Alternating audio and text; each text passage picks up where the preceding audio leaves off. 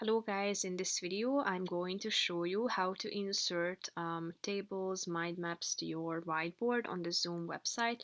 But first I just want to mention, don't forget to subscribe to my channel because at 10,000 subscribers I am going to show you my whole YouTube revenue statistics and growth strategy, how to make money online. Now let's jump into it. First of all, open the website on your device and after that select the whiteboard tool that you would like to use.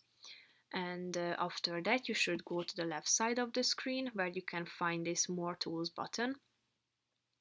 Tap on it and here you can see these categories such as all, table, mind map, Kanban or card.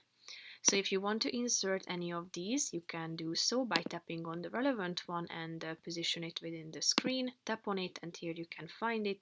You can make it bigger or smaller by dragging one of the corners.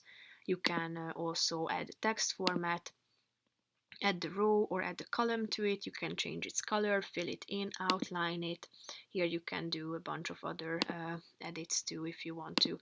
You can add as many as you would like to, like this. So that's pretty much it for this video, guys. See you in the next one. Bye bye.